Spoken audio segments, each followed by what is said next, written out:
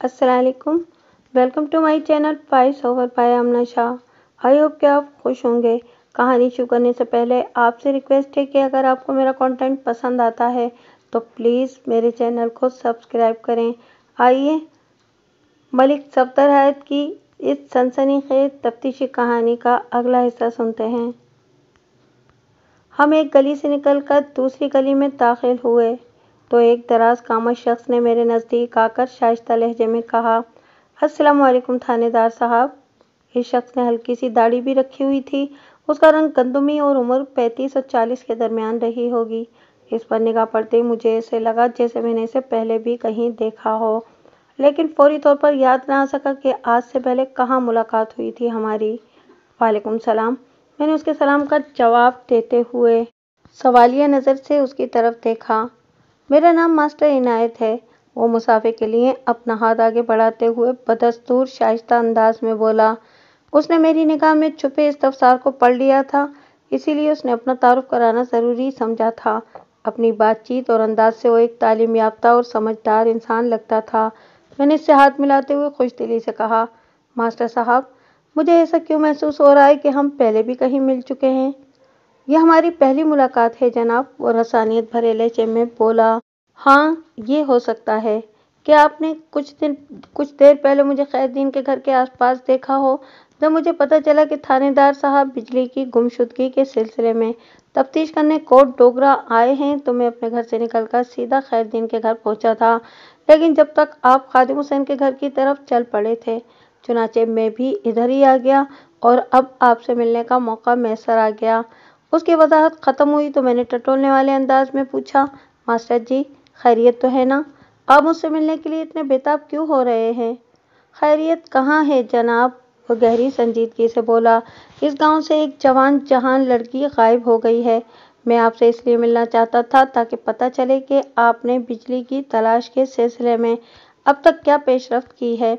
लम्हाती तवक्कुफ करके उसने एक आसूदा सांस खारिज की और फिर इजाफा करते हुए बोला, कोट डोगरा एक छोटा सा गांव है। हम सब लोग यहाँ एक ख़ानदान की तरह रहते हैं। एक दूसरे के दुख सुख में शरीक होना और हत्तुल मक़दूर एक दूसरे की मदद करना हमारा फ़र्ज़ बनता है। मैं जानता हूँ बिजली की गुमशुदगी पर खैरदीन और बिलकीस सख्त परेशान हैं। मुझे भी इस वाक़ये का सख्त अफसोस है। अगर मैं बिजली की तलाश के हवाले से आपकी कोई मदद कर सकता हूँ तो मुझे ज़रूर बताएं। आपके काम आकर मुझे खुशी होगी।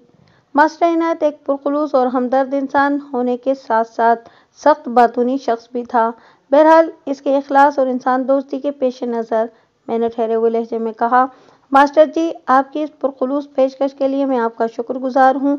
अगर आपका ताउन बिजली को ढूंढने में मुफीद साबित हुआ तो ये पुलिस डिपार्टमेंट के अलावा कोट डोगरा पर भी आपका एहसान होगा, लेकिन इस डगर पर कदम रखने से पहले आपको चंद बातें ज़हन नशीन करना होंगी। वो सवालिया नज़र से मुझे देखते हुए बोला, कौन सी बातें जनाब? बिजली ना तो गायब हुई है और ना ही उसकी गैर मौजूदगी को गुमशुदगी के खाते में डाला जा सकता है। मैंने उसकी आंखों में देखते हुए कहा, मेरी अब तक की तहकीक के मुताबिक वो जहाँ भी गई है अपनी मर्जी और खुशी से गई है, और इस अमर में भी मुझे कोई शक नहीं कि वो कोट डोगरा के किसी बसने के साथ घर से भागी है, और जाहिर है वो जिस शख्स के साथ भी गई है वो इस वक्त गाँव में मौजूद नहीं होगा। आप मेरी बात समझ रहे हैं ना? ओ, वो एक पुरतशवीश और गहरी सांस खारिज करते हुए बोला, आपकी बात मेरी समझ में आ रही है थानेदार साहब। आप इसीलिए खादिम हुसैन के घर गए थे क्योंकि उसका बेटा असगर इस वक्त कोट डोगरा में मौजूद नहीं। बिल्कुल ठीक, मैंने मास्टर इनायत के साथ चलते हुए कहा। बिजली की माँ ने मुझे बताया कि असगर बिजली पर बुरी तरह फरिफ्ता था, लेकिन असगर की माँ ने बताया कि बिजली की गुमशुदगी से 12 घंटे पहले असगर अपनी खाला से मिलने पिंडी भट्टियाँ चला गया था, यानी गुज़िश्ता रोज़ दोपहर में। और अब जुबैदा की ज़बानी मुझे मालूम हुआ है कि तारा बदमाश भी बिजली पर गहरी नज़र रखे हुए था, और चंद रोज़ पहले उसने असगर को कोई ख़तरनाक धमकी भी दी थी। उसने असगर से कहा था कि वो बिजली से दूर रहे, यानी तारा भी बिजली का उम्मीदवार है। इसलिए मैं नज़ीरा माचन की तरफ जा रहा हूँ। आप ठीक कहते हैं थानेदार साहब, वो इस बात में गर्दन हिलाते हुए बोला। जुबैदा ने आपसे गलत बयानी नहीं की। मैंने भी कल दोपहर के बाद से असगर को गांव में नहीं देखा, और ये तारा कोई अच्छा इंसान नहीं है। جو بچے باپ کی عدم موجودگی میں پل بڑھ کر جوان ہوتے ہیں، ان کی شخصیت میں بہت سی کمی رہ جاتی ہے۔ اولاد کی صحت مند پرورش کے لیے سر پہ باپ کا سایہ قائم ہونا بہت ضروری ہے۔ اس کمبخت نے 2-3 بار میرے ساتھ بھی بدتمیزی کی ہے۔ اس کے بعد سے میں نے اس سے کترانا شروع کر دیا ہے۔ تارا کو آپ ایک بگڑا ہوا نوجوان سمجھ لیں۔ ماسٹر جی، بگڑے ہوئے انسانوں کو سیدھا کرنا مجھے خوب آتا ہے، میں نے قطعی انداز میں کہا۔ تارا کی آپ فکر نہ کریں، اسے میں دیکھ لوں گا۔ آپ نے رضاکارانہ انداز میں جو تعاون کی پیشکش کی ہے تو پھر اپنا کام بھی سمجھ لیں۔ وہ ہمتاً گوش ہو گیا اور ٹھہرے ہوئے لہجے میں بولا، جی حکم کریں جناب۔ آپ کوٹ ڈوگرہ کے اسکول ماسٹر ہیں، میں نے کہنا شروع کیا۔ کسی بھی اسکول میں پڑھانے والا وہاں کے ایک ایک فرد سے اچھی طرح واقف ہوتا ہے۔ قطع کلامی کی معافی چاہتا ہوں تھانے دار صاحب، وہ میری بات پوری ہونے سے پہلے ہی بول پڑا۔ اس گاؤں میں کوئی اسکول نہیں ہے۔ ہاں یہ ضرور ہے کہ میں کوٹ ڈوگرہ میں بسنے والے ایک ایک بندے کو اچھی طرح جانتا ہوں۔ جب یہاں کوئی اسکول ہی نہیں تو پھر آپ کس چیز کے ماسٹر ہیں؟ میں نے استفسار کیا۔ جناب، اصل بات یہ ہے کہ میں اس گاؤں کا واحد پڑھا لکھا آدمی ہوں، اس لیے لوگوں نے میرا نام ماسٹر رکھ دیا ہے، وہ وضاحت کرتے ہوئے بولا۔ میرا نام تو عنایت ہے، مگر کوٹ ڈوگرہ میں ماسٹر عنایت کے نام سے جانا جاتا ہوں۔ میری خواہش ہے کہ گاؤں میں ایک اسکول ہو، مگر یہاں کے لوگوں میں اپنی اولاد کو پڑھانے لکھانے کا کوئی شوق نہیں۔ میں تو یہاں آ کر پھنس گیا ہوں، بس صفدر واپس آ جائے تو پھر میں چلا جاؤں گا۔ کیا آپ کا تعلق کوٹ ڈوگرہ سے نہیں ہے؟ وہ باتونی شخص ذرا دیر کو تھما تو میں نے پوچھ لیا۔ نہیں جناب، وہ نفی میں گردن ہلاتے ہوئے بولا۔ کچھ عرصہ پہلے میں اپنے ایک دوست صفدر سے ملنے یہاں آیا تھا، پھر ایک روز صفدر کہیں چلا گیا اور میں اس کی راہ دیکھ رہا ہوں، لیکن میں جب سے یہاں ہوں میں نے اس گاؤں میں علم کی شمع روشن کر رکھی ہے۔ میرے بار بار کے سمجھانے پر کچھ لوگ میرے پاس پڑھنے آنے لگے ہیں، مگر وہ سب بڑی عمر کے ہیں۔ آپ میرے اس مشن کو تعلیم بالغاں کہہ سکتے ہیں۔ وہ اللہ کا بندہ شروع ہوتا تھا تو پھر رکنے کا نام ہی نہیں لیتا تھا۔ میں نے اس کے منہ پر اسٹاپر لگانے کی غرض سے کہا، ماسٹر جی، تعلیم بالغاں اور تعلیم طفلاں پر ہم پھر کسی وقت فرصت میں تفصیلی بات کریں گے۔ فی الحال میرے لیے سب سے اہم معاملہ بجلی کو ڈھونڈ نکالنا ہے، اور اطمینان کا پہلو یہ ہے کہ آپ کوٹ ڈوگرہ کے لوگوں کو اچھی طرح سے جانتے ہیں۔ اب آپ میری بات دھیان سے سنیں۔ لمحاتی توقف کر کے میں نے ایک گہری سانس لی تو وہ منتظر نظر سے مجھے تکنے لگا۔ قبل اس کے کہ اس کی زبان کا قفل کھل جاتا، میں نے اپنی بات کو آگے بڑھاتے ہوئے کہا، یہ بات تو میں طے کر چکا ہوں کہ بجلی گاؤں کے کسی مرد کے ساتھ بھاگی ہے، اور یہ بھی واضح ہے کہ بجلی کو بھگا کر لے جانے والا بندہ اس وقت گاؤں میں موجود نہیں۔ میں نے اصغر کے گھر کو چیک کر لیا ہے اور اب نذیرہ ماچی کی طرف جا رہا ہوں۔ وہاں سے فارغ ہونے کے بعد میں خیر دین کے گھر جاؤں گا۔ آپ کے پاس لگ بھگ 1 گھنٹہ ہے۔ اس دوران میں آپ یہ معلوم کرنے کی کوشش کریں کہ اس وقت کوٹ ڈوگرہ کے کتنے مرد گاؤں میں موجود نہیں ہیں، اور آپ کے لیے یہ کام مشکل تو نہیں ہوگا۔ بات کے اختتام پر میں نے سوالیہ نظر سے اس کی طرف دیکھا تو وہ جلدی سے سر کو اسپاتی جنبش دیتے ہوئے بولا، آپ فکر ہی نہ کریں تھانے دار صاحب، میں 1 گھنٹے سے پہلے ہی آپ کو رپورٹ پیش کر دوں گا۔ اس کے ساتھ ہی آپ نے اپنے ذہن میں یہ نکتہ بھی محفوظ رکھنا ہے، میں نے رازدارانہ انداز میں کہا، اصغر اور تارا کے علاوہ گاؤں کا اور کون کون سا مرد بجلی کو پسند کرتا تھا، یا یہ کہ بجلی یہاں کے کس بندے میں دلچسپی رکھتی تھی؟ آپ میری بات کو سمجھ گئے ہوں گے۔ جی بالکل، میں اچھی طرح سمجھ گیا ہوں تھانے دار صاحب، وہ پر اعتماد لہجے میں بولا۔ ماسٹر عنایت کے جانے کے بعد کانسٹیبل باسط نے مجھ سے کہا، ملک صاحب، یہ بندہ تو کام کا لگتا ہے۔ ابھی صرف لگتا ہے، میں نے معنی خیز انداز میں کہا، جب ماسٹر عنایت کوئی کام کر دکھائے گا تب اس کی کارکردگی کو دیکھتے ہوئے یہ فیصلہ کیا جائے گا کہ یہ بندہ کام کا ہے یا نہیں۔ یہ بھی آپ ٹھیک ہی کہتے ہیں ملک صاحب، باسط نے تاکیدی انداز میں گردن ہلاتے ہوئے کہا۔ جب ہم نذیرہ ماچن کے گھر پہنچے تو وہ اپنے کام سے فارغ ہو چکی تھی اور دام چینی کے ایک تسلے میں آٹے والے ہاتھ دھو رہی تھی۔ نذیرہ نے اپنے گھر کے باہر گلی میں دروازے کے قریب ہی تندور لگا رکھا تھا، جہاں وہ گاؤں والوں کے لیے روٹی لگانے کی خدمات انجام دیتی تھی۔ خود کو اور تندور کو دھوپ اور بارش سے بچانے کے لیے نذیرہ نے تندور کے اوپر ایک چھپر سا ڈال رکھا تھا۔ نذیرہ کے علاوہ بعض لوگوں نے اپنے گھروں کے اندر بھی تندور لگا رکھے تھے، لیکن نذیرہ یہ کام کاروباری بنیادوں پر جاری رکھے ہوئے تھی۔ जो लोग उसके तंदूर से रोटी लगवाने आते वो इनसे इस काम का बाकायदा मुआवजा लिया करती थी। यही उसका रोजगार और सरियाए आमदनी था। वो दरमियाने कद और भारी जिस्म की मालिक एक खालिस देहातन थी। नज़ीरा ने हमें अपनी तरफ बढ़ते देख लिया था। उसने सर पर दुपट्टा दुरुस्त किया और हमारे करीब पहुंचने पर उसने मुझे सलाम किया और तशवीश भरे लहजे में बोली, किसी औरत ने जिक्र किया था कि पिंड में पुलिस आई हुई है और बिजली की गुमशुदगी के सिलसिले में तफ्तीश कर रही है। इस औरत ने तुम्हें बिल्कुल ठीक बताया है नज़ीरा। मैंने उसके सलाम का जवाब देने के बाद ठहरे हुए लहजे में कहा, मेरा नाम मलिक सफ्दर हयात है और मैं इस इलाके का थानेदार हूँ। अल्लाह आपको हयाती दे थानेदार साहब, वो जल्दी से बोली और फिर पूछा, बिजली का कुछ पता चला? हाँ, मैंने मायना खेज अंदाज में गर्दन हिलाई और उसकी आंखों में देखते हुए इस्तफसार किया, क्या तुम्हारे घर में बैठने की कोई जगह है? जी, आप अंदर आ जाएं, वो दरवाजे की जानिब बढ़ते हुए बोली। मैं आपके लिए रोटी पानी का बंदोबस्त करती हूँ। इस तकल्लुफ़ की ज़रूरत नहीं नज़ीरा, मैंने उसकी तकलीद में घर के अंदर कदम रखते हुए कहा। मैं बस तुमसे चंद ज़रूरी बातें करूँगा और फिर चला जाऊँगा। ना जी, तकल्लुफ़ वाली कोई बात नहीं, वो हमें बरामदे में बिछी चारपाई पर बिठाते हुए बोली। आलू गोश्त का सालन मैंने सुबह तैयार कर लिया था और अभी 5 मिनट पहले गर्मा गर्म रोटियां भी लगाती हूँ। आप पहली मर्तबा मेरे घर आए हैं, मैं कुछ खिलाए पिलाए बगैर आपको जाने नहीं दूंगी। सिर्फ तुम्हारे घर ही में नहीं, मैं कोट डोगरा में भी पहली बार आया हूँ आज।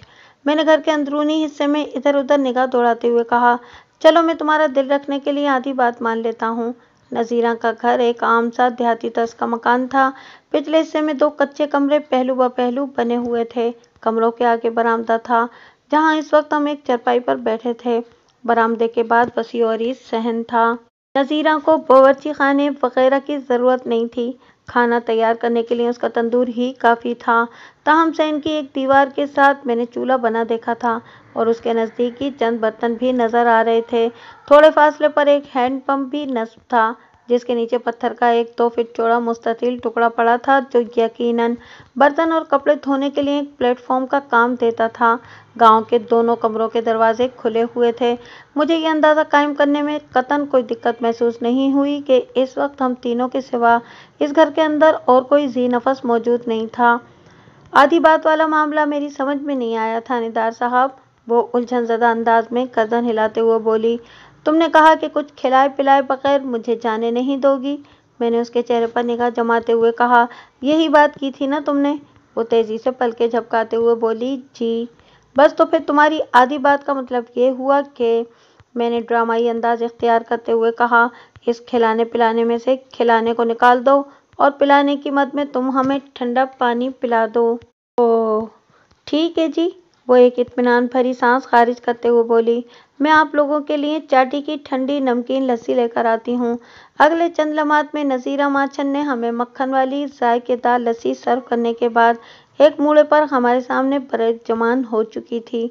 कबल इसके कि मैं पूछताछ का आगाज़ करता, उसने सवाल दाग दिया, थानेदार साहब, आपने बाहर मुझे बताया था कि आपको बिजली का पता चल गया है। आपने इसे कहाँ से पकड़ा है? अभी पकड़ा नहीं, मैंने उसके चेहरे के तासुरात का जायजा लेते हुए कहा, सिर्फ इसके बारे में कुछ मालूम हुआ है। मेरे मायना खेज अंदाज ने उसे सुपुर्दे इस्तरार कर दिया। बेसब्री से बोली, आपको क्या मालूम हुआ है? यही कि बिजली इस गांव के किसी मर्द के साथ भागी है। मैंने इसकी आंखों में देखते हुए गंभीर अंदाज में कहा, वो मिल गया तो बिजली भी मिल जाएगी और मज़कूरा मर्द तक तुम मुझे पहुंचाओगी। मैं? वो अपने सीने पर हाथ रखकर ताज्जुब खेज अंदाज में मुझे तकने लगी। आप भी बड़ी बखरी टाइप की बात कर रहे हैं थानेदार साहब। ना, मैं क्या बिजली की कोई चौकीदार लगी हुई हूँ जो मुझे इस बात की खबर हो कि बिजली अपने किस दोस्त के साथ भागी है? बिजली के जिक्र पर नज़ीरा के लहजे में तल्खी उतर आई थी। मुझे ये समझने में कोई मुश्किल पेश नहीं आई कि वो शाजिया उर्फ बिजली को सख्त नापसंद करती थी। मैंने बदस्तूर उसकी आंखों में झांकते हुए तीखे लहजे में कहा, तुम ना सही मगर तुम्हारा बेटा तो बिजली का पहरेदार बना बैठा है ना? ओह, वो यकबायक परेशान हो गई। ना मेरे तारा का बिजली से क्या लेना देना? आप इसे बिजली के साथ नथी क्यों कर रहे हैं? जो करंट और तार का रिश्ता है वही नाता बिजली और तारा के बीच है, मैंने बाशिकाफ अल्फाज में कहा। मुझे पता चला है कि तुम्हारा बेटा इस गांव में बदमाशी करता फिर रहा है और खुद को बिजली का निगहबान समझता है। उसने खादिम हुसैन कोचवान के लड़के असगर को धमकी दी थी कि वो बिजली से दूर रहे वरना असगर का हशर नशर कर देगा। इस किस्म की खतरनाक बातें तो वही शख्स कर सकता है जो बिजली को अपनी जागीर समझता हो, और तुम कह रही हो कि तारा का बिजली से क्या लेना देना। उसके चेहरे पर एक रंग सा आकर गुजर गया। वो लुकनतज़दा लहजे में वजाहत करते हुए बोली, आपको आपको किसी ने गलत बताया है थानेदार साहब। तारा कोई गुंडा बदमाश नहीं, बस वो जरा गुस्से का तेज है, गलत बात बर्दाश्त नहीं करता, फौरन मरने मारने पर तुल जाता है। और जहाँ तक बिजली का मामला है तो वो सांस हमवार करने की गर्ज से थमी और फिर अपनी बात मुकम्मल करते हुए बोली, बिजली इस गांव की लड़की है, अगर इसे खुद अपनी इज्जत का ख्याल नहीं तो इसमें मेरे बेटे का क्या कसूर। असगर अगर बिजली के लिए मजनू बना फिरता है तो यकीनन बिजली ही ने इसकी हौसला अफजाई की होगी। तारा की ना तो असगर से कोई दुश्मनी है और ना ही इसका बिजली से कोई ताल्लुक वास्ता है। तारा ने असगर को महज इसलिए डराने की कोशिश की थी ताकि ये गंद खाना खत्म हो। कोट डोगरा के और भी घरों में जवान लड़कियां बैठी हैं, लेकिन असगर बिजली की मोहब्बत में जिस किस्म की घटिया हरकतें करता है, इससे गांव का माहौल खराब होता है। बस इतनी सी बात है जनाब। तुम्हारा बेटा कितना शरीफ और कितना बदमाश है, इसका अंदाज़ा मैं खुद लगा लूँगा। मैंने उसकी मंतकी वजाहत को यकसर नज़रअंदाज करते हुए कदरे सख्त लहजे में कहा, तुम मुझे बताओ वो है कहाँ? इस घर में तो वो मुझे कहीं दिखाई नहीं दे रहा। तारा मंढोरा कलां गया हुआ है, नसीरा ने जवाब दिया। मंढोरा कलां नामी वो गांव मौजा कोट डोगरा से 2 मील के फासले पर जुनूब में वाक़ था। कोट डोगरा से मंढोरा कलां तक 15-20 फीट चौड़ा एक सुआ बहता था और मंढोरा कलां इसी सुए के किनारे पर आबाद था। नज़ीरा के जवाब ने मुझे चौंकने पर मजबूर कर दिया था। मैंने सरसराती हुई आवाज़ में पूछा, वो मंढोरा कलां कब गया है? आज सुबह जी, उसने बताया। वो मंढोरा कलां किससे मिलने गया है? मैंने नज़ीरा की आंखों में देखते हुए दरियाफ्त किया। और इसकी वापसी कब तक होगी? हो सकता है कि वो आज शाम ही को लौट आए और ये भी मुमकिन है कि वो कल वापस आए, नज़ीरा ने आम से लहजे में बताया। मंढोरा कलां में तारा का एक दोस्त मंजूर हुसैन रहता है और तारा उसी के पास गया है। तारा के गांव से गय्याब ने मुझे बहुत दूर तक सोचने पर मजबूर कर दिया था। मैंने अपने खदशात की तस्दीक की खातिर पूछ लिया, तारा आज सुबह कितने बजे घर से निकला था? वो आराम से नाश्ता करके गया है थानेदार साहब, नज़ीरा ने ठहरे हुए लहजे में बताया। मेरा ख्याल है कि वो 8 बजे के करीब गया है। बिजली निस्फ शब के बाद और अज़ान फजर से पहले किसी वक्त अपने घर से निकली थी। अगर बिजली और तारा की रवानगी में कोई ताल्लुक था तो फिर बिजली ने 3-4 घंटे तारा के बताए हुए किसी मकाम पर गुजारे होंगे। इसके बाद वो दोनों एक साथ किसी सिमत रवाना हो गए होंगे। ये मेरा एक मफरूज़ा था। अभी तक मैं बिजली और तारा के दरमियान किसी संजीदा रब्त ज़ब्त का सुराग नहीं लगा पाया था। थानेदार साहब, मुझे उधेड़-बुन की कैफियत में मुब्तला देखकर नज़ीरा ने बड़े एतमाद से कहा, अगर आप ये समझ रहे हैं कि मेरा तारा बिजली को भगाकर कहीं ले गया है तो आप बिल्कुल गलत अंदाज में सोच रहे हैं। आप अपने किसी बंदे को मंढोरा कलां भेजकर मेरे बयान की सच्चाई को आजमा सकते हैं। मैं ऐसा भी करूँगा, मैंने एक-एक लफ्ज़ पर जोर देते हुए कहा। लेकिन फ़िलहाल तुम कान खोलकर मेरी एक बात सुन लो नज़ीरा। वो सवालिया नज़र से मुझे देखने लगी। मैंने कहा, तारा मंढोरा कलां से जैसे ही वापस आए तुमने पहली फुर्सत में उसे सीधा रसूलपुर तारड़ भेजना है, मेरे पास थाने में। बाकी के सवाल और जवाब मैं तारा से उधर थाने ही में करूँगा। तुम मेरी बात समझ रही हो ना? जी, चंगी तरह समझ गई थानेदार साहब, वो मजबूत लहजे में बोली। मैं जानती हूँ मेरा तारा बेकसूर है, इसलिए मुझे थाने कचहरी से डरने की कोई ज़रूरत नहीं। अगर वाकई ऐसा है तो फिर तुम्हें फ़िक्रमंद नहीं होना चाहिए, मैंने उठकर खड़े होते हुए कहा। मैंने कभी किसी बेकसूर के साथ ज़बरदस्ती नहीं की, लेकिन अगर तुम्हारा बेटा किसी भी हवाले से बिजली की गुमशुदगी में मुलविस पाया गया तो फिर तुम मुझसे किसी रूह रियायत की तवक्को नहीं रखना। मंजूर है, वो मजबूत लहजे में बोली। फिर कतरे नदामत भरे अंदाज में बताया, मैं जानती हूँ तारा बड़ा ओखा लड़का है, मगर आप इसके बारे में जैसा सोच रहे हैं वो वैसा नहीं हो सकता। लम्हाती तवक्कुफ करके उसने एक थकी हुई सांस खारिज की, फिर अपनी बात मुकम्मल करते हुए बोली, तारा 4-5 साल का था जब उसके बाप की वफात हो गई थी। मैंने इसे कितनी मुश्किलों और मुसीबतों से पाला है ये मैं जानती हूँ या फिर मेरा अल्लाह जानता है। मैंने हमदर्दी भरे लहजे में पूछा, तारा के बाप की मौत कैसे वाक़ई हुई थी? शौकत अली को खेतों में जहरीले सांप ने डस लिया था, उसने बताया। ओह, मैंने कहा। मुझे ये सुनकर बहुत अफसोस हुआ है।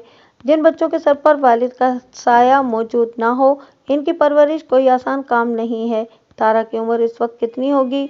वो खैर से 25 साल का हो गया है, उसने बताया। तुम्हारा बेटा कोई काम दाम भी तो करता है? ये सारे दिन इधर उधर आवारा ही फिरता रहता है। काम तो वो कोई नहीं करता थानेदार साहब, वो शर्मिंदा लहजे में बोली, और मैंने कभी इस पर जोर भी नहीं दिया। मैं इतना कर लेती हूँ कि अल्लाह का शुक्र है, हम दोनों माँ बेटे का अच्छा गुजारा हो जाता है। 25 साल अच्छी खासी उम्र होती है नज़ीरा, मैंने गहरी संजीदगी से कहा। अब तक तो तारा को तुम्हारा सहारा बन जाना चाहिए था। कल कल जब तुम उसकी शादी करोगी तो तब क्या होगा? मेरे सवाल में सोचने वाले दिमाग के लिए बहुत कुछ था। नज़ीरा ने मेरी बात को तवज्जो से सुना और फिर बेपरवाही से बोली, कल की कल देखी जाएगी थानेदार साहब, कल की कल तो देखी ही जाएगी नज़ीरा, मैंने उसकी आंखों में देखते हुए मायने खेज अंदाज में कहा। और कल तुमने एक अहम काम भी करना है। कौन सा काम? वो उलझन ज़दा नज़र से मुझे देखने लगी। तारा को मेरे पास थाने पहुंचाने का काम, मैंने ताकीदी अंदाज में कहा। मुझे उम्मीद है कि इस सिलसिले में तुम कोई कोताही नहीं करोगी। आप इत्मीनान रखें थानेदार साहब, वो बड़े एतमाद से बोली। मैं आपको मायूस नहीं करूंगी। मैंने नज़ीरा की बात पर भरोसा कर लिया और उसके घर से निकलकर खैरदीन के घर की सिमत रवाना हो गया। मैं आज सुबह से अब तक कोट डोगरा में इधर से उधर चकराता फिर रहा था और मेरी अब तक की तफ्तीश के नतीजे में 2 मशकूक अफराद सामने आ चुके थे, जिन पर बिजली की गुमशुदगी के हवाले से शक किया जा सकता था, यानी खादिम हुसैन कोचवान का बेटा असगर और नज़ीरा माछन का बेटा तारा। इन दोनों बंदों में 3 चीज़ें मुश्तरक थीं। नंबर 1, दोनों आवारागर्द दर्जाए अव्वल थे। नंबर 2, दोनों इस वक्त कोट डोगरा में मौजूद नहीं थे। और नंबर 3, दोनों किसी न किसी अंदाज में गुमशुदा बिजली की ज़ात में दिलचस्पी रखते थे। जब मैं खैरदीन की गली में दाखिल हुआ तो वहाँ मास्टर इनायत मुझे नजर आ गया। मुझ पर निगाह पड़ते ही वो फौरन मेरे नज़दीक आ गया और राजदाराना लहजे में बोला, थानेदार साहब, आपके हुक्म के मुताबिक मैंने काम कर दिया है। क्या रिपोर्ट है? मैंने पूछा। रिपोर्ट यह है जनाब, वो मोहतात नज़र से दाएं बाएं देखते हुए बोला। इस वक्त गांव से सिर्फ 2 अफराद गैर हाजिर हैं। उसके पुरअसरार अंदाज ने मुझे बेचैनी में मुब्तला कर दिया। मैंने इज़्तिरारी लहजे में इस्तफसार किया, और वो दोनों बंदे कौन हैं? उसने मेरी तवक्को के इन मुताबिक जवाब दिया, असगर और तारा। ओह, मैं एक गहरी सांस खारिज करके रह गया। मुझे लगता है कि इन्हीं 2 में से किसी एक का बिजली की गुमशुदगी में हाथ है, मास्टर इनायत ने गहरी संजीदगी से कहा। और ये दोनों बिजली के उम्मीदवार भी हैं। मेरे मोहतात अंदाजे के मुताबिक गांव का कोई और वसनीक बिजली में इतनी गहरी दिलचस्पी नहीं रखता था कि उसे भगा कर ही ले जाए। अगर आप इन दोनों पर थोड़ी सख्ती करेंगे तो इनकी ज़बानें सच उगलने पर मजबूर हो जाएंगी। आप बिल्कुल ठीक कह रहे हैं मास्टर जी, मैंने सोच में डूबे हुए लहजे में कहा। मैं भी कुछ ऐसा ही महसूस कर रहा हूँ। मैं असगर और तारा को तफ्तीश की चक्की में डालकर पीसूंगा, और इतना कि दूध का दूध और पानी का पानी अलग हो जाएगा। बहरहाल आपके ताउन का शुक्रिया मास्टर जी। शर्मिंदा न करें थानेदार साहब, वो बड़े इंकिसार से बोला। ये तो मेरा फ़र्ज़ था। मेरी ख्वाहिश है कि आप जल्द से जल्द बिजली को बाजियाब करने में कामयाब हो जाएं। इस सिलसिले में आपको जब भी मेरे ताउन की ज़रूरत पेश होगी मैं हाजिर हो जाऊंगा जनाब। इस सिलसिले में आपको जब भी मेरे ताउन की ज़रूरत होगी मैं हाजिर हूँ जनाब। मैंने एक बार फिर उसका शुक्रिया अदा किया। वो मुझे सलाम करके रुखसत हो गया। खैरदीन के लिए मेरे पास कोई ऐसी खबर नहीं थी जिसे सुनकर वो बिजली के हवाले से मुतमईन हो जाता, लिहाजा मैंने तसल्ली और तशफ़ी के कार्ड्स खेलते हुए उससे कहा, खैरदीन, तुम्हें परेशान होने की ज़रूरत नहीं। बिजली की तलाश के सिलसिले में मैंने इब्तिदाई तैयारी कर ली है। इंशाअल्लाह कल का सूरज गुरूब होने से पहले पहले मैं तुम्हें कोई खुशखबरी सुना दूंगा। आपकी ज़बान मुबारक करे थानेदार साहब, वो जज्बात से मखलूब आवाज़ में बोला। हौसला रखो खैरदीन, मैंने उसका कंधा थपथपाते हुए कहा। उम्मीद का दामन मजबूती से थामे रखने वालों ही को कामयाबी मिलती है। ये मेरा तुमसे वादा है कि मैं बिजली को और वो जिसके साथ गई है इस बंदे को बहुत जल्द तुम्हारे सामने लाकर खड़ा कर दूंगा। खैरदीन और उसकी बीवी बिल्किस झोली भर भर कर मुझे दुआएं देने लगे। मैं शाम से थोड़ी देर पहले वापस थाने आ गया। अगली सुबह मैंने एएसआई सुलेमान शाह को जुबैदा की बड़ी बहन सफिया का एड्रेस समझाकर पिंडी भट्टियां रवाना कर दिया, ताकि वो असगर के बारे में मुस्तैद और मुफीद मालूमात हासिल कर सके। मैंने एएसआई को ताकीद कर दी थी कि जो भी सूरत हो اصغر کو ساتھ لے کر آنا ہے، اور اگر بجلی اس کے ساتھ ہے تو وہ دونوں کو ہی فوراً سے پیشتر لائن حاضر کرے۔ میری اب تک کی تفتیش کی روشنی میں اصغر کے بجلی کو بھگا کے لے جانے کے امکانات زیادہ نہیں تھے، لیکن اصغر مشکوک افراد میں سر فہرست تھا، لہٰذا میں نے اسے نظر انداز نہیں کیا۔ دوسرا مشکوک بندہ ستار عرف تارا تھا۔ نذیرہ ماچھر نے مجھ سے جس اعتماد کے ساتھ گفتگو کی تھی، اس سے یہ امید کی جا سکتی تھی کہ تارا جیسے ہی منڈورا گاؤں سے لوٹے گا، نذیرہ اسے میرے پاس بھیج دے گی، اور اگر ایسا نہیں ہوا تو پھر میں نے تارا کی تلاش اور واپسی کے لیے اپنا بندہ دوڑا دینا تھا۔ وہ کوٹ ڈوگرہ میں ہوتا یا منڈورا کلاں میں، مجھ سے بچ نہیں سکتا تھا۔ مشکوک افراد کی فہرست میں کسی حد تک بابا جمالہ بھی شامل تھا، اس لیے میں نے کوٹ ڈوگرہ سے واپسی سے پہلے اس سے ایک بھرپور ملاقات کی تھی اور اس کے گھر کے اندرونی حصے کو بھی چیک کر لیا تھا، لیکن بابا جمالہ شک کے دائرے سے باہر نکلا تھا۔ بابا جمالہ کی عمر 60 سے زیادہ تھی اور وہ 5 وقتہ نمازی ایک پرہیزگار شخص تھا۔ یہ چیک کرنے کا سبب یہ تھا کہ بجلی اپنے گھر کی چھت سے اس کے گھر کے اندر اتری تھی اور بابا جمالہ غیر شادی شدہ تھا۔ بس یہی ایک نکتہ تھا جو پولیس کی تفتیش کو اس کی ذات کی طرف سے موڑتا تھا، کیونکہ تفتیش کی گاڑی شک کے پیٹرول سے چلتی ہے اور کسی جرم کی تحقیق کے لیے بعض اوقات ہمیں اپنے سگے والدین پر بھی شک کرنا پڑتا ہے۔ بہرحال میری پوچھ گچھ کے نتیجے میں بابا جمالہ بجلی کی گمشدگی کے معاملے میں ملوث نہیں پایا گیا تھا۔ میں تھانے میں بیٹھا بجلی کے بارے میں سوچ ہی رہا تھا کہ آسمان پر بجلی چمکی اور بارش شروع ہو گئی۔ ساون کے مہینے کا یہی مزاج ہوتا ہے۔ پچھلے کئی روز سے برسات کا سلسلہ جاری تھا اور اسی برسات نے بجلی کی تلاش کی راہ میں سب سے بڑی رکاوٹ کھڑی کر رکھی تھی۔ اگر مطلع صاف اور موسم خشک ہوتا تو میں کھرا نکال کر بجلی کا سراغ لگا سکتا تھا۔ بجلی جس رات گھر سے غائب ہوئی تھی، اس رات سے وقفے وقفے سے بارش ہوئی اور ہوتی ہی رہی تھی، لہٰذا اس کے پاؤں کے نشانات کا ملنا ممکن نہیں رہا تھا۔ تھوڑی دیر کے بعد کانسٹیبل باسط بھی میرے پاس آ بیٹھا۔ گزشتہ روز وہ میرے ساتھ ساتھ رہا تھا اور میں نے بجلی کی تلاش کے سلسلے میں جو بھی قانونی کارروائی کی تھی، اس سے وہ اچھی طرح واقف تھا۔ ملک صاحب، اس بارش نے ہمارے کام کو بہت مشکل بنا دیا ہے، وہ میرے کمرے کی کھڑکی سے باہر جھانکتے ہوئے بولا، ورنہ ہم کھرا نکال کر بجلی کے فرار کی سمت کا تعین بآسانی کر سکتے تھے۔ میں تمہاری بات سے اتفاق کرتا ہوں باسط، میں نے سوچ میں ڈوبے ہوئے لہجے میں کہا، لیکن میں مایوس نہیں ہوں۔ مجھے امید ہے کہ جلد ہی ہم کوئی ایسا راستہ تلاش کر لیں گے جو سیدھا بجلی تک ہمیں پہنچا دے گا۔ انشاءاللہ ایسا ہی ہوگا، وہ گہری سنجیدگی سے بولا، لیکن فی الحال تو ہم اصغر اور تارا کی واپسی کا انتظار کرنے کے سوا اور کچھ نہیں کر سکتے۔ کسی حد تک میں تمہاری اس بات سے بھی اتفاق کرتا ہوں، میں نے رسانیت بھرے لہجے میں کہا۔ یہ ٹھیک ہے کہ فی الحال ہم عملاً کچھ کرنے کے قابل نہیں رہے، لیکن ہمارے سوچنے پر تو کوئی پابندی عائد نہیں ہے نا۔ جب فرار کے محرکات پر غور کرنا چاہیں گے تو ہو سکتا ہے کہ یہ غور و فکر ہمیں کسی ایسے راستے پر لے جائے جہاں بجلی سے ملاقات ہو جائے۔ آپ کی بات میں دم ہے ملک صاحب، لیکن فی الحال تو آسمانی بجلی ہی ہمیں اپنی جھلک دکھا رہی ہے، وہ معنی خیز انداز میں بولا۔ زمینی بجلی کا تو دور دور تک کوئی نام و نشان نہیں نظر آ رہا۔ باسط، مایوسی ایک سنگین گناہ ہے، میں نے تنبیہ کرنے والے انداز میں کہا۔ ہمیشہ تاریکی کے بطن ہی سے روشنی پھوٹتی ہے۔ یہ ٹھیک ہے کہ اس وقت ہم اندھیرے میں گھرے ہوئے ہیں، لیکن ایسا بھی نہیں کہ ہم ہمیشہ اندھیرے ہی میں رہیں گے۔ تم دیکھ لینا، ہماری آنکھوں کے سامنے چھائی ہوئی تاریکی بھی بہت جلد چھٹ جائے گی۔ میں مایوس اور نا امید نہیں ہوں ملک صاحب، وہ اپنی ذہنی کیفیت کو بیان کرتے ہوئے بولا۔ مجھے یقین ہے کہ ہم بجلی کو تلاش کرنے میں کامیاب ہو جائیں گے، لیکن فی الحال بجلی نے کوٹ ڈوگرہ کے ساتھ ساتھ ہمارے ذہنوں کو بھی بری طرح الجھا کر رکھ دیا ہے۔ آپ نے بجلی کے فرار کے محرکات کی بات کی ہے نا؟ وہ تھوڑی دیر کے لیے رکا اور پھر ایک بوجھل سانس خارج کرنے کے بعد سلسلہ کلام کو جاری رکھتے ہوئے بولا، بجلی کو اپنے گھر کے اندر کوئی تکلیف نہیں تھی، جو یہ سوچا جائے کہ وہ گھریلو حالات سے تنگ ہو کر کہیں چلی گئی ہے۔ اب آ جا کر کسی آشنا کے ساتھ فرار ہونے کا امکان ہی باقی رہ جاتا ہے، لیکن ابھی تک اس کے کسی آشنا کا تعین بھی نہیں ہو سکا۔ اس سلسلے میں 2 نام ہمارے سامنے آئے ہیں اور یہ دونوں ون وے ٹریفک کی طرح ہیں۔ اصغر اور تارا کی بجلی میں دلچسپی کا سراغ تو مل گیا ہے، لیکن یہ پتہ نہیں چل سکا کہ بجلی بھی ان کے ساتھ سنجیدہ تھی یا نہیں۔ तुम्हारा तज्जिया 16 आने दुरुस्त है बासित, मैंने ज़ेरे लम मुस्कुराते हुए कहा।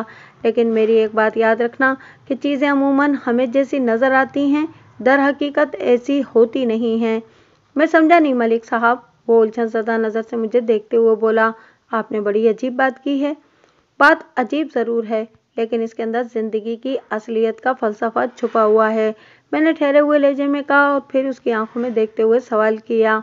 क्या तुम इससे इत्तेफाक करते हो कि बिजली अपनी मर्जी से कोट डोगरा के किसी बंदे के साथ घर से भागी है? जी जनाब, इसमें तो कोई दो राय नहीं है, वो गहरी संजीदगी से बोला। हमारे पास वो तमाम शहादतें मौजूद हैं जिससे ज़ाहिर होता है कि बिजली एक सोचे समझे मंसूबे के तहत घर से गई है। बस तो फिर मेरी अजीब बात के मुताबिक मैंने ड्रामाई अंदाज में कहना शुरू किया, हो सकता है कि बिजली असगर और तारा में से किसी एक गधे को घास डालती हो और वो इसी के साथ भागी हो, या ये भी हो सकता है कि मास्टर इनायत की तहकीकात में कोई सुकम मौजूद हो। ऐन मुमकिन है कि असगर और तारा के अलावा भी कोई शख्स हो जिसे मंडोरा गला से गायब हो चुका हो, और ये भी हो सकता है कि बिजली इसी तीसरे गधे के साथ भाग गई हो। आपकी बात मेरी समझ में आ रही है मलिक साहब, वो आंखें फैलाते हुए बोला। वो गधों का नाम पता हमें मालूम हो चुका है, इनके अलावा हमें किसी तीसरे गधे के बारे में भी सोचना होगा। बिल्कुल, मैंने दो टोक अंदाज में कहा, और इस मिशन की जिम्मेदारी मैं तुम्हें सौंप रहा हूँ। आप जो भी हुक्म करें मैं तैयार हूँ, वो तवाना लहजे में बोला। मेरे ख्याल से तुम्हें अभी और इसी वक्त कोट डोगरा रवाना हो जाना चाहिए, मैंने कांस्टेबल बासित को अपने मंसूबे से आगाह करते हुए कहा। तुम अपने साथ साथ एक सादा लिबास एहलकार को भी लेते जाना। तुम्हारी जिम्मेदारी की तफसील कुछ इस तरह है। लम्हाती तवक्कुफ करके मैंने गहरी सांस खारिज की थी, फिर अपनी बात को आगे बढ़ाते हुए कहा। गांव में दाखिल होने से पहले ही तुम सादा लिबास एहलकार को खुद से अलग कर देना। कोट डोगरा में बसने वाले लोगों को ये पता नहीं चलना चाहिए कि इस एहलकार का ताल्लुक महकमा पुलिस से है, और ये कि वो तुम्हारे साथ गांव पहुंचा है। मैं ये कर लूँगा, वो मजबूत लहजे में बोला। तुमने खैरदीन के घर में डेरा जमा कर बैठ जाना है, मैंने ठहरे हुए लहजे में कहा। इसके अलावा तुम खादिम हुसैन कोचवान और नसीरा माचन से भी बातचीत कर सकते हो। तुम यूनिफॉर्म में होगे, लिहाजा तुम्हें हर बंदे को ये यकीन दिलाना है कि बिजली की तलाश का सिलसिला जोरों शोर से जारी है। बहुत जल्द बिजली को ढूंढ लिया जाएगा। इस दौरान में जो भी अहम बात नजर आए इसे जहन नशीन करते जाना है, ठीक है? जी, उसने इस्बात में गर्दन हिलाई। बिल्कुल ठीक है। फिर पूछा, मलिक साहब, सादा लिबास एहलकार से क्या काम लेना है? जब तक तुम खैरदीन और दूसरे लोगों के साथ मसरूफ रहोगे, इस दौरान में वो सादा लिबास पुलिस एहलकार कोट डोगरा में घूम फिर कर मेरी ज़रूरत की मालूमात हासिल कर लेगा, मैंने ठहरे हुए लहजे में कहा। हम आंखें बंद करके मास्टर इनायत की बात पर भरोसा नहीं कर सकते। अगर इसने दानिस्ता कोई गलत बयानी ना भी की हो, तब भी ये मुमकिन है कि उसकी फराहम करदा मालूमात में कोई कमी रह गई हो सकता है कि असगर और तारा के अलावा कोई और बंदा भी गांव से गायब हो, और ये भी मुमकिन है कि किसी और शख्स का बिजली के साथ रब्त ज़ब्त खुलकर सामने आ जाए। मतलब ये कि हमारे सादा लिबास एहलकार ने बिजली और इस गांव के मामलात का खोज लगाना है। मैं अच्छी तरह समझ गया मलिक साहब, बासित बड़े एतमाद के साथ बोला। एक बात और, मैंने पुरसोच अंदाज में कहा, अगर इस दौरान में तारा मंडोरा कलां से वापस आ जाए तो तुमने उसे अपने साथ थाने लाना है। आप फिक्र ही न करें मलिक साहब, वो सीने पर हाथ रखते हुए बोला। मैं शाम से पहले पहले आपको कोई खुशखबरी सुना दूंगा। शाबाश बासित, मैंने तौसीफी नज़र से उसकी तरफ देखा। मुझे तुमसे ऐसी ही उम्मीद है। आपका बहुत बहुत शुक्रिया मलिक साहब, वो ममनूनियत भरे लहजे में बोला। मुझे इस बात की बेहद खुशी है कि आप मुझ पर एतमाद करके इस मिशन पर रवाना कर रहे हैं। इंशाअल्लाह मैं आपको अच्छा रिजल्ट दूंगा। अल्लाह तुम्हें कामयाब करे बासित, मैंने गहरी संजीदगी से कहा। बासित के जाने के बाद मैं बिजली के बारे में गौर व फिक्र करने लगा। बारिश का सिलसिला जारी था, कभी बारिश तेज़ और कभी हल्की हो जाती, और ताहम इसने सुबह से लेकर अब तक कोई वक्फा नहीं किया था। बारिश को अल्लाह की रहमत कहा जाता है। इन बरसाती लम्हात में मैं अपने रब से दुआ गो था कि वह अपनी रहमत और करम से बिजली की पुरस्रार गुमशुदगी वाले मामले को मेरी निगाह में आश्कारा कर दे। اگر سچی بات کی جائے تو حقیقت یہی تھی کہ ابھی تک میں نے بجلی کی تلاش کے سلسلے میں کوئی قابل ذکر کارنامہ انجام نہیں دیا تھا۔ سپہر کے وقت ASI سلیمان شاہ پنڈی بھٹیاں سے واپس آ گیا اور وہ خالی ہاتھ نہیں لوٹا تھا۔ وہ اصغر کو اپنے ساتھ لایا تھا، مگر بجلی کا ہنوز کوئی نشان پتہ یا سراغ ہاتھ نہیں لگ سکا تھا۔ اصغر کی عمر 20 سال رہی ہوگی۔ وہ عام سی شکل و صورت کا مالک ایک لاؤبالی نوجوان تھا۔ اس کے سر کے بال بے ترتیب بڑھے ہوئے تھے اور اس کے چہرے پر ہلکی سی داڑھی بھی نظر آ رہی تھی۔ ASI کی زبانی اصغر کو معلوم ہو چکا تھا کہ بجلی گاؤں سے غائب ہو گئی ہے، لہٰذا جب اسے میرے پاس لایا گیا تو میرے کچھ پوچھنے سے پہلے ہی اس نے سوال داغ دیا۔ تھانے دار صاحب، بجلی کہاں چلی گئی؟ اصغر کے اس سوال میں حد درجہ حیرانی، پریشانی اور ویرانی پائی جاتی تھی۔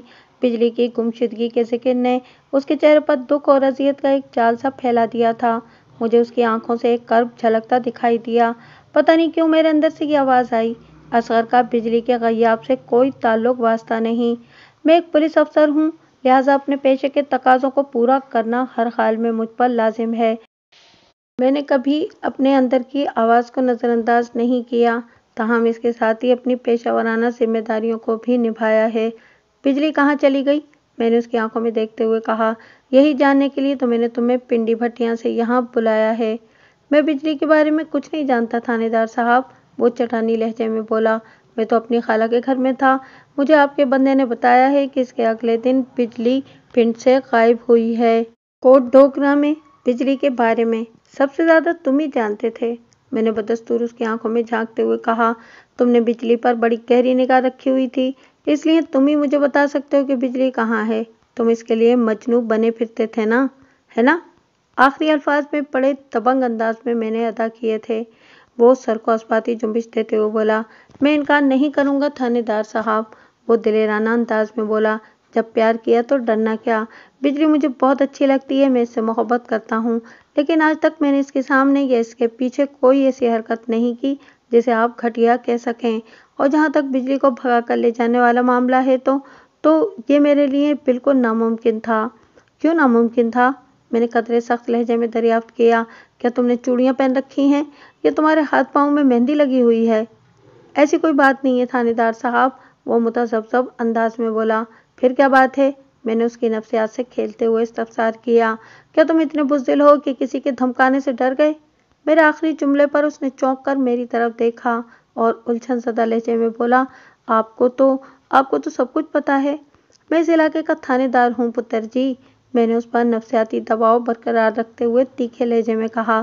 جس طرح دائی سے پیٹ، ڈاکٹر سے مرض اور وکیل سے جرم کو نہیں چھپایا جا سکتا، بالکل اسی طرح کسی علاقے کا تھانے دار بیک وقت دائی، ڈاکٹر اور وکیل ہوتا ہے، جو اپنے علاقے کے لوگوں کے بارے میں یہاں تک کہ اتنی جانکاری رکھتا ہے کہ اس نے کس دن کیا کھایا اور کس دن کیا پیا ہے۔ لمحاتی توقف کر کے میں نے ایک گہری سانس خارج کی، پھر اپنی بات کو مکمل کرتے ہوئے کہا۔ لہٰذا مجھ سے کسی غلط بیانی اور دروغگوئی کا مطلب یہ ہوگا کہ تم نے خود کو مصیبت میں ڈال لیا ہے۔ میں تمہاری زبان سے صرف اور صرف سچ سننا چاہتا ہوں۔ اگر مجھے ذرا سا بھی شک ہو گیا کہ تم چکر بازی سے کام لے رہے ہو تو باقی کی تم جیل کی سلاخوں کے پیچھے گزارو گے، جہاں تمہاری گمشدہ لیلا کی صورت دکھائی دے گی اور نہ ہی اس سے بات کرنے کا کوئی موقع ہاتھ لگے گا۔ تم میری بات سمجھ رہے ہو نا؟ سمجھ رہا ہوں تھانے دار صاحب، وہ مضبوط لہجے میں بولا۔ میں نے ابھی تک آپ سے کچھ جھوٹ نہیں بولا اور نہ ہی میرا آئندہ ایسا کوئی ارادہ ہے۔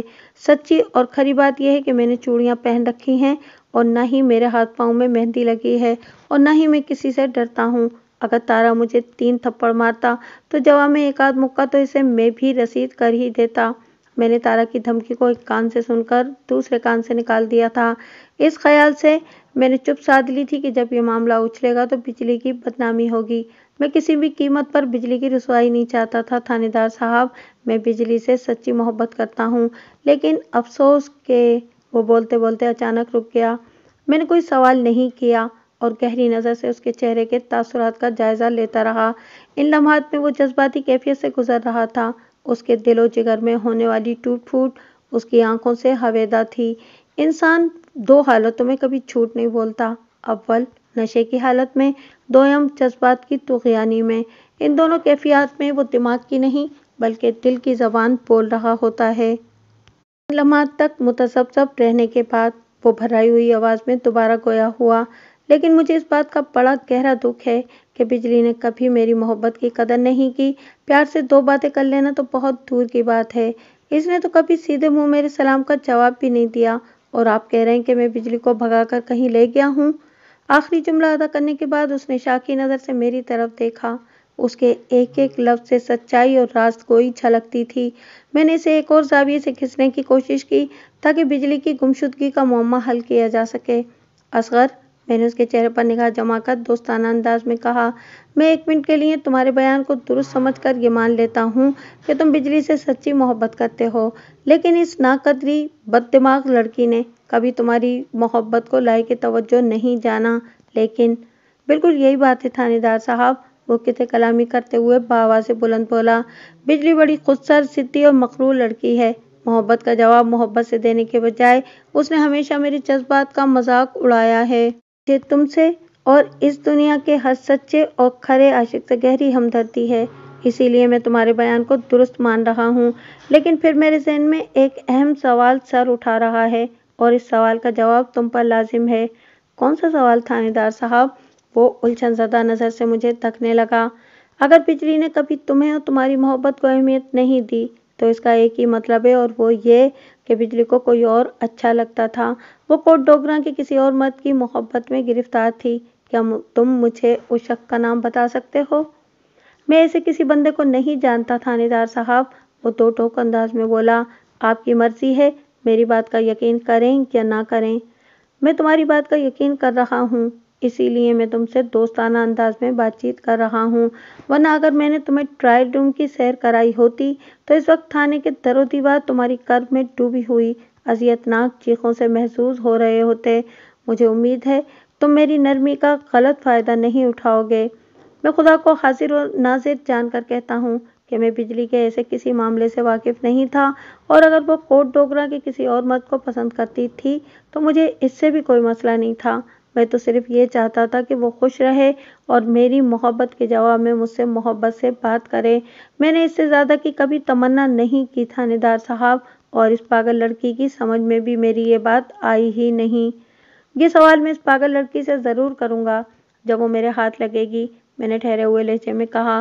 تم مجھے بتاؤ کہ تارا کی کیا کہانی ہے؟ میں سمجھا نہیں جناب، وہ سوالیہ نظر سے مجھے دیکھنے لگا۔ تارا نے تمہیں دھمکی دی تھی کہ بجلی سے دور رہو ورنہ نقصان اٹھاؤ گے، میں نے اس کی آنکھوں میں دیکھتے ہوئے کہا۔ اس سے تو یہی ظاہر ہوتا ہے کہ تارا بجلی کا امیدوار تھا اور اسے اپنی جاگیر سمجھتا تھا۔ تمہارا اس بارے میں کیا خیال ہے؟ آپ کا اندازہ بالکل درست ہے تھانے دار صاحب، وہ اس بات میں سر ہلاتے ہوئے بولا۔ تارا کی گاؤں میں اچھی شہرت نہیں ہے، وہ دھوس، دھاندلی اور غنڈہ گردی کے لیے مشہور ہے۔ یہ حقیقت ہے کہ تارا کی بجلی پر نظر تھی اور وہ اسے اپنی ملکیت سمجھتا تھا، اور بجلی، میں نے ٹٹولنے والی نظر سے اس کی طرف دیکھا۔ وہ فوراً سے پیشتر میرے سوال کی تہہ میں پہنچ گیا اور خاصے مضبوط لہجے میں بولا۔ میں یہ سمجھتا ہوں کہ تارا کسی غلط فہمی میں مبتلا تھا۔ میری معلومات کے مطابق بجلی نے کبھی تارا کو گھاس نہیں ڈالی۔ اصغر، میں نے اس کی طرف دیکھتے ہوئے فیصلہ کن لہجے میں کہا، اس بات کا فیصلہ میں کل صبح کروں گا کہ تم کتنے سچے اور کتنے جھوٹے ہو۔ آج کی رات تم میرے تھانے کے مہمان ہو۔ اگر تمہیں کوئی ایسی بات یاد آ جائے جو بجلی کی تلاش میں معاون ثابت ہو سکتی ہو تو صبح مجھے بتا دینا، یا اگر تم نے اپنے بیان میں کوئی رد و بدل کرنا ہو تو اس کے بارے میں بھی سوچ لینا۔ میں تمہیں کل صبح تک کی مہلت دے رہا ہوں، تم میری اس مہربانی کو پہلی اور آخری مہلت سمجھنا۔ میں آپ کا شکر گزار ہوں تھانے دار صاحب، جو آپ میرے ساتھ نرمی کا برتاؤ کر رہے ہیں۔ میں آپ کو یقین دلاتا ہوں کہ میں نے آپ کے ساتھ کوئی غلط بیانی نہیں کی، جو میرا بیان اس وقت صبح بھی یہی بیان ہوگا۔ اس نے لمحاتی توقف کر کے میری آنکھوں میں دیکھا اور سرسراتی ہوئی آواز میں اضافہ کرتے ہوئے بولا، جہاں تک بجلی کی تلاش کا معاملہ ہے تو اس سلسلے میں آپ سے یہی کہوں گا کہ تارا کو نظر میں رکھیں۔ اس بات کا تو مجھے یقین ہے کہ بجلی تارا کے ساتھ بھاگی نہیں ہوگی، لیکن اس امکان کو نظر انداز نہیں کیا جا سکتا کہ بجلی کی گمشدگی میں تارا کا ہاتھ ہو۔ تارا بہت ہی کمینہ انسان ہے۔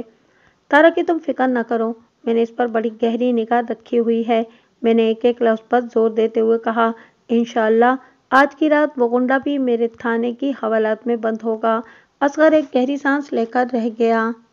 میں نے اصغر کو حوالدار افضل داد کے حوالے کر دیا اور علیحدگی میں فضل داد کو سمجھا دیا کہ حوالاتی کے ساتھ کوئی زور زبردستی نہیں کرنا، تاہم اس پر تفتیش کے تمام نفسیاتی حربے ضرور آزمانا ہے، ہو سکتا ہے کوئی نئی اور مفید بات سامنے آ جائے۔ فضل داد نے پوری بات سننے کے بعد کہا، آپ مطمئن ہو جائیں ملک صاحب، میں ایک تماچا مارے بغیر اس کے پیٹ میں چھپے سارے رازوں سے واقفیت حاصل کر لوں گا۔ اور میں مطمئن ہو گیا۔ رات 9 بجے کے قریب کانسٹیبل باسط کی واپسی ہوئی۔ وہ تارا کو اپنے ساتھ لایا تھا، لیکن سادہ لباس اہلکار مجھے اس کے ہمراہ دکھائی نہیں دیا، تو میں نے کانسٹیبل سے پوچھ لیا، صدیق کو کہاں چھوڑ آئے ہو؟ سادہ لباس پولیس اہلکار کا نام صدیق تھا اور وہ ایک ہوشیار قسم کا کانسٹیبل تھا۔ باسط نے میرے سوال کے جواب میں بتایا، صدیق کو میں کوٹ ڈونگرا میں چھوڑ آیا ہوں ملک صاحب، ابھی وہاں پر اس کی موجودگی ضروری ہے، صبح تک کوئی سنسنی خیز خبر سامنے آ سکتی ہے۔ تارا منٹھورا کلاں سے لوٹ آیا تھا، اس لیے میں اسے آپ تک پہنچانے آ گیا ہوں، اب میں واپس کوٹ ڈونگرا جا رہا ہوں۔ اوہ! میں نے چونک کر باسط کی طرف دیکھا، اس کا مطلب یہ ہے کہ آج کی رات ادھر کوٹ ڈونگرا میں کوئی اہم واقعہ رونما ہونے والا ہے۔ میں فی الحال واضح طور پر آپ کو کچھ بتانے کی پوزیشن میں نہیں ہوں ملک صاحب، کیونکہ میرے ہاتھ میں کوئی ٹھوس چیز نہیں ہے، لیکن مجھے امید ہے کہ صبح تک کوئی ایسا سرا ضرور میرے ہاتھ لگ جائے گا جسے تھام کر ہم بجلی تک پہنچ جائیں گے۔ آپ نے مجھ پر بھروسہ کر کے یہ مشن مجھے سونپا ہے، تو میرا یہ وعدہ ہے کہ میں آپ کو مایوس نہیں کروں گا۔ ٹھیک ہے باسط، میں تمہیں فری ہینڈ دیتا ہوں، میں نے ٹھہرے ہوئے لہجے میں کہا، اور اس کے ساتھ ہی تمہاری سرخ روئی کے لیے دعا گو بھی ہوں۔ وہ تشکرانہ انداز میں بولا، شکریہ ملک صاحب، تم نے بتایا ہے کہ صدیق کوٹ ڈونگرا کے لوگوں میں گھل مل گیا ہے؟ میں نے اسے ایک اہم سوال کیا، تم یہ رات کہاں گزارو گے؟ ماسٹر عنایت کے گھر میں، اس نے معنی خیز انداز میں بتایا۔ اس کے بعد میں نے باسط سے مزید کوئی سوال نہیں کیا، میں اسے فری ہینڈ دے چکا تھا، جس کا مطلب یہی تھا کہ اس کو سونپے گئے مشن میں مجھے کوئی مداخلت نہیں کرنا۔ باسط کے انداز و اطوار سے میں نے یہ تو بھانپ لیا تھا کہ اس کیس کے حوالے سے کوئی اہم نکتہ اس کی پکڑ میں آ چکا تھا، اور وہ مجھے کوئی سرپرائز دینے کی خاطر اس نکتے پر کھل کر مجھ سے بات نہیں کر رہا تھا۔ میں نے بڑے دل کا مظاہرہ کرتے ہوئے اسے چپ چاپ جانے کی اجازت دے دی۔ سینئر اور جونیئر کے درمیان استاد اور شاگرد کا ایک خاص رشتہ ہوتا ہے۔ اگر سمجھا جائے تو سینئر کا فرض یہ ہے کہ وہ اپنے جونیئر پر بھروسہ کرے اور اسے اپنی صلاحیتوں کو بروئے کار لانے کے لیے موقع فراہم کرے۔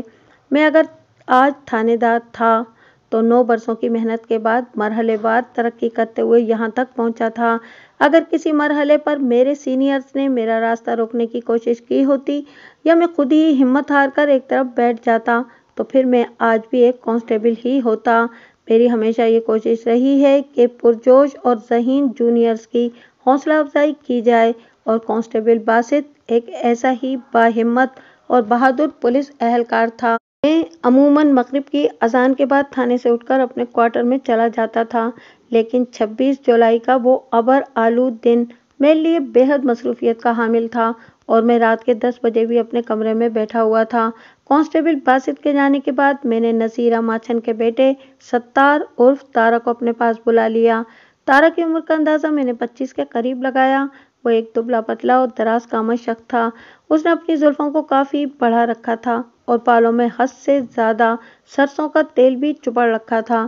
اس کے دونوں ہاتھوں کی بیشتر انگلیوں میں بڑے نگینوں والی انگوٹھیاں نظر آ رہی تھیں، اور ایک کلائی میں اس نے لوہے کا ایک کڑا بھی پہن رکھا تھا۔ اس کے چہرے اور آنکھوں میں مجھے اوکھے پن کے بڑے واضح آثار دکھائی دیے۔ کیا بات ہے تارا؟ میں نے اسے خشمگین نظر سے گھورتے ہوئے استفسار کیا۔ تم بڑے بیزار نظر آ رہے ہو، یوں محسوس ہوتا ہے جیسے تمہارے ساتھ کسی نے زور زبردستی کی ہو۔ تھانے دار صاحب، آپ کے سپاہی نے میرے ساتھ بہت برا سلوک کیا ہے، وہ شکایتی لہجے میں بولا۔ میں منٹھورا کلاں سے واپس آیا ہی تھا کہ وہ مجھے پکڑ کر تھانے لے آیا۔ میں نے اس کی وردی کا لحاظ کیا، ورنہ… وہ بولتے بولتے اچانک رکا تو میں نے طنزیہ لہجے میں کہا، ورنہ تم میرے کانسٹیبل کے دانت توڑ دیتے، کیونکہ تم کوٹ ڈونگرا کے ماں میں لگے ہوئے ہو، ہے نا؟ میرے درست انداز پر وہ سوچتی ہوئی نظر سے چند لمحے مجھے دیکھتا رہا، پھر قدرے سنبھلے ہوئے لہجے میں بولا، جناب، لوگوں نے مجھے خواہ مخواہ غنڈہ بدماش مشہور کر دیا ہے۔ یہ ضرور ہے کہ میں غصے کا کافی تیز ہوں، لیکن میں نے کبھی کسی کے ساتھ ظلم اور زیادتی نہیں کی۔ تمہارے حلیے اور اوکھے پن کو دیکھ کر مجھے اچھی طرح اندازہ ہو گیا کہ تم جلیبی کی طرح سیدھے اور और निबोली की तरह मीठे इंसान हो। मैंने उसकी आंखों में झांकते हुए जहरीले लहजे में कहा, जहाँ तक मेरे कांस्टेबल बासित की बात है तो उसने कुछ भी अपनी मर्जी से नहीं किया, उसने महज मेरे हुक्म की तामील की है। अगर तुम उसकी राह में कोई रुकावट खड़ी करने की कोशिश करते तो वो तुम्हारे हाथ पांव तोड़कर भी मेरी खिदमत में पेश कर देता। और जहाँ तक तुम्हारी शराफत का ताल्लुक है तो मैंने ड्रामाई अंदाज में तवक्कुफ करके गहरी नज़र से इसे घूरा और फिर सनसनाते हुए लहजे में इजाफा किया, इस शराफत की दास्तानें और मिसालें मेरे थाने के रिकॉर्ड पर दर्ज हो चुकी हैं। कौन सी मिसालें थानेदार साहब? वो बेयकीनी से मुझे तकने लगा। मिसाल नंबर 1, मैंने तेज नज़र से इसे घूरते हुए कहा, तुमने खादिम हुसैन कोचवान के बेटे को धमकी दी थी कि वो बिजली से दूर रहे वरना तुम उसका हशर नशर कर दोगे। मिसाल नंबर 2, तुमने कोट डोगरा के एक मौजूद शख्स से मुत्तइद बार बदतमीजी की है। जनाब, असगर जिस अंदाज में बिजली को रुस्वा करने की मुहिम में लगा हुआ था, इससे मुझे बड़ी तकलीफ पहुंची थी। वो गहरी संजीदगी से बोला, मैंने महज इसे डराने के लिए ऐसी बात की थी, वरना असगर से मेरा कोई ज़ाती झगड़ा नहीं था। बिजली की रुसवाई से तुम्हें तकलीफ क्यों पहुंची थी? मैंने खासे तीखे लहजे में इस्तफसार किया। तुम्हारा बिजली के साथ ऐसा कौन सा रिश्ता था? रिश्ता तो कोई नहीं था जी, वो चुसपुस होते हुए बोला। बस जनाब, इसे मेरे दिल का मामला समझ लें। बिजली मुझे बहुत अच्छी लगी थी। जो चीज़ तुम्हें पसंद आ जाए वो तुम्हारी मिल्कियत तो नहीं हो सकती ना? मैंने करख्त लहजे में कहा। मुझे पता चला है कि बिजली ने कभी तुमसे सीधे मुंह बात नहीं की, इसके बावजूद भी तुम अपनी जागीर समझकर उसकी चौकीदारी में लगे रहते थे। मेरा दिल कहता था कि बिजली को एक दिन मेरी मोहब्बत का एहसास हो जाएगा। वो किसी मजबूर आशिक के मानिंद फर्राई हुई आवाज़ में बोला। तुम्हारा दिल ज़रूर ऐसा दिलासा देता होगा, लेकिन ज़मीनी हक़ाइक़ इसके बरक्स थे। मैंने तारा की आंखों में देखते हुए हवा में एक तीर चलाया। काफ़ी अरसे के इंतज़ार के बाद जब तुम्हें यकीन हो गया कि बिजली किसी भी सूरत तुम्हारी नहीं हो सकती तो तुमने उसे कोट डोगरा से गायब कर दिया। ये झूठ है, मुझ पर इल्ज़ाम है, वो चीख से मुशाबा आवाज़ में बोला। आपके सिपाही ने भी कई बार मुझसे यही बात की है, लेकिन मैं बड़ी से बड़ी कसम खाकर कहता हूँ कि मैं बिजली की गुमशुदगी के बारे में कुछ नहीं जानता। आवाज़ नीची। मैंने इसे दबका मारा। ये थाना है, तुम्हारी बेबे का तंदूर नहीं कि तुम अपनी बदमाशी के जोर पर चीख चिल्लाकर खुद को सच्चा साबित कर लोगे। माफ़ी चाहता हूँ थानेदार साहब, वो फौरन नर्म पड़ते हुए बोला। मैं सच कह रहा हूँ कि बिजली की गुमशुदगी में मेरा कोई हाथ नहीं। मुझे तो मंढोरा कलां से वापसी पर पता चला है कि बिजली एक दिन से गायब है। अगर बिजली की गुमशुदगी में तुम्हारा कोई हाथ नहीं तो फिर वो गई कहाँ? मैंने उसके चेहरे के तासुरात का जायजा लेते हुए गंभीर अंदाज में सवाल किया। मैंने तो ये अंदाज़ा लगाया है कि वो अपनी मर्जी से गई है। अब सिर्फ ये पता चलाना बाकी है कि वो गई किसके साथ है। आपने बिजली के आशिक से पूछताछ की? वो राजदाराना अंदाज में बोला। मुझे यकीन है कि वो बिजली के बारे में ज़रूर कुछ जानता होगा। हाँ, मैंने भी मायनाखेज लहजे में जवाब दिया। इस वक्त मैं बिजली के एक आशिक ख्वार ही से पूछगछ कर रहा हूँ। मैं अपनी नहीं, असगर की बात कर रहा हूँ थानेदार साहब, वो जल्दी से वजाहत करते हुए बोला। असगर बिजली की गुमशुदगी से 12 घंटे पहले कोट डोगरा से पिंडी भट्टियां रवाना हो गया था। वो बिजली के बारे में कुछ नहीं जानता, जैसा कि तुम बिजली की रूपोशी के मामले से लाइल्म हो, क्योंकि तुम्हें तो मंढोरा कलां से वापस आने पर पता चला है कि बिजली कहीं चली गई है। जनाब, हो सकता है कि असगर ने आपको कोई चक्कर दिया हो, वो गहरी संजीदगी से बोला। आप इस पर थोड़ी सख्ती करेंगे तो वो ज़बान खोल देगा। तुम्हारी इत्तला के लिए बता दूं कि असगर इस वक्त मेरे थाने के हवालात में बंद है और अब मैं तुम्हें भी हवलदार के सुपुर्द करने वाला हूँ, मैंने सनसनाते हुए लहजे में कहा। और जहाँ तक सख्ती करके ज़बान खुलवाने का मामला है तो मैं आज की सारी रात तुम दोनों के साथ पूरा पूरा इंसाफ करूँगा। तुम दोनों की दर्द में डूबी हुई कर्बनाक चीखें रसूलपुर तारड़ से कोट डोगरा नहीं पहुँची तो मेरा नाम भी मलिक सफ्दर हयात नहीं। थानेदार साहब, वो अजीब से लहजे में बोला, ये तो कोई इंसाफ ना हुआ। मैंने चौंक कर उसकी तरफ देखा और पूछा, तुम कहना क्या चाह रहे हो? उसने कहा कि आप हम दोनों को कड़ी तफ्तीश की चक्की में पीसकर हमारे साथ बड़ी ज्यादती करने वाले हैं, जबकि आपको अच्छी तरह ये बात मालूम हो चुकी है कि मेरी और असगर की पसंदीदगी यकतरफा थी। बिजली ने कभी हमारी हौसला अफजाई नहीं की। जबकि मैंने इस्तरारी लहजे में इस्तफसार किया। तुम रुक क्यों गए? जबकि ये कि वो इंकिशाफ अंगेज अंदाज में बोला। आपको चाहिए कि इस शख्स को भी शामिल तफ्तीश करें। بجلی جس میں دلچسپی لے رہی تھی۔ ان لمحات تک مجھے جو معلومات حاصل تھیں ان کی روشنی میں اصغر اور تارا کے سوا کوٹ ڈوگرہ کے کسی مرد کا نام بجلی کے ساتھ جڑا ہوا نظر نہیں آتا تھا۔ اسی تناظر میں تارا کی بات نے میرے دماغ میں ہلچل مچا دی تھی۔ میں نے تارا کی آنکھوں میں جھانکتے ہوئے تیز لہجے میں استفسار کیا، بجلی کس شخص میں دلچسپی لے رہی تھی؟ اس نے سرسراتی ہوئی آواز میں جواب دیا، تعلیم بالغاں۔ 27 جولائی کی صبح میرے تھانے میں جشن کا سماں تھا، کیونکہ اس روز ہمیں ایک بڑی کامیابی ملی تھی۔ جب میں حسب معمول تیار ہو کر تھانے پہنچا تو باسط کو وہاں دیکھ کر مجھے کوئی حیرت نہ ہوئی، کیونکہ گزشتہ رات سے تارا کے پوچھ گچھ کے اختتام پر بجلی کی گمشدگی کے حوالے سے ایک ایسا نام سامنے آیا تھا جس نے میرے دماغ میں پوشیدہ صورتحال کو یکدم اجاگر کر دیا تھا۔ ان لمحات میں مجھے یاد آیا کہ باسط نے تھانے سے روانہ ہوتے وقت بڑے معنی خیز انداز میں کہا تھا کہ وہ آج کی رات ماسٹر عنایت کے گھر پر گزارے گا، تو اس کا مطلب یہی ہوا کہ اسے ماسٹر جی کے حوالے سے سنگن مل چکی تھی۔ تارا کا دھیان مکمل طور پر بجلی میں لگ چکا تھا، اس لیے وہ بجلی اور ماسٹر عنایت کے بیچ رابطے کو سمجھ چکا تھا۔ وہ ماسٹر سے حسد بلکہ نفرت کرنے لگا تھا، اور یہی سبب تھا کہ اس نے 2-4 بار ماسٹر عنایت سے بدتمیزی بھی کی تھی۔ ملک صاحب، میں ایک بات کے لیے آپ سے معذرت کرنا چاہتا ہوں، باسط نے گہری سنجیدگی سے کہا۔ امید ہے آپ میری کوتاہی کو درگزر فرمائیں گے۔ باسط، تم نے بجلی کو بازیاب اور ماسٹر عنایت کو گرفتار کر کے جو کارنامہ انجام دیا ہے، اس کے پیش نظر میں تمہارا بڑے سے بڑا قصور بھی معاف کر سکتا ہوں۔ میں نے دریا دلی کا مظاہرہ کرتے ہوئے کہا، بولو، کیا بات ہے؟ مجھے کل ہی اس بات کا پتہ چل چکا تھا کہ بجلی ماسٹر عنایت کے گھر میں چھپی ہوئی ہے۔ وہ گہری سنجیدگی سے بولا۔ سادہ لباس اہلکار نے یہ معلوم کر لیا تھا کہ آج الصبح بجلی اور ماسٹر کوٹ ڈوگرہ سے نکل جائیں گے۔